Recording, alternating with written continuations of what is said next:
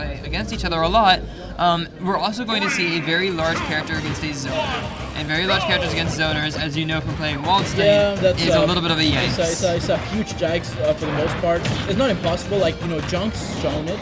And we know that you can get in, but you have to be smart about how you get in, right? Waltz also a very, very zony Megaman. He likes to play the zoning game. He likes to wait out his opponents. He likes to dance around your ranges and really utilize his own. Yeah, so another thing that Waltz just took advantage of is the fact that when Dedede sucks something in, he's in a lot of lag. So he can just go out of his way and, like, he can swallow an upper, right? But then Waltz can just run into a backer instantly. Yes. And Jung will have to deal with that. Now, that's gonna be that kill though. No, that is a very meaty option. That's a very that's a kill confirm actually. And actually one that Waltz likes to use a lot. Most Megamans, just like in DK and Smash 4, you had those, ding-dongs that you just had to grind out, learn the percentages and all. Well, Waltz doing the same thing with Metal Blade. He has to learn the percentages of Metal Blade to upgrade, which is a kill confirm, and you have to learn the kill confirm. But once you do, it shouldn't be too bad. Yeah, Waltz really being aggressive here, really not letting Junk breathe, really not letting him throw out any options, not letting him get control, not letting him get onto the stage, really just sort of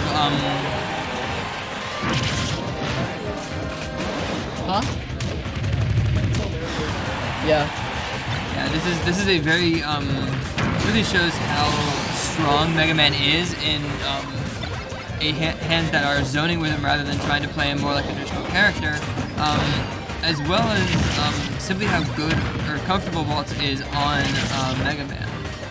Yeah, it's very important for Junk to start really spacing out on that kind of feeling where Megaman is gonna try to shoot his projectiles. The last thing you really want is to be behind on a zoner.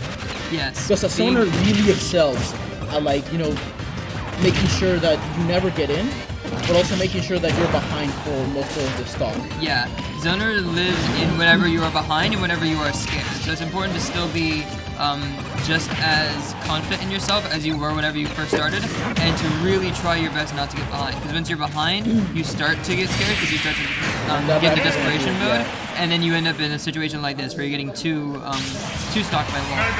And that's gonna be that's gonna be a very solid showing from Walter. Junk has to think of two things. He has to think of, well, first of all, the stage he's gonna pick, one stage that allows him to, like, swivel his way in. Because I feel like flat stages, just don't do justice for Junk. Yeah, and of like, course, he has really no way to go because, Walter can cover both high and low with projectiles and even lead shield.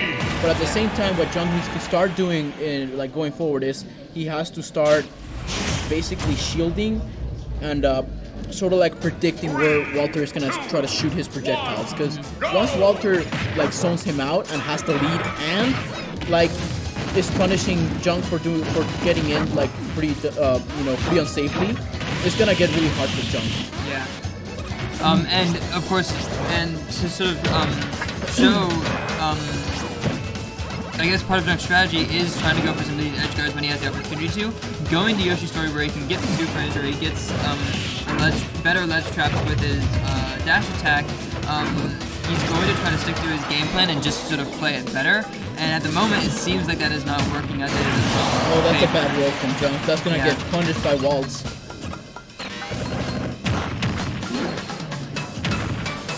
Now, granted, this is it's still doable for Junk. Junk is a very heavy, character, right?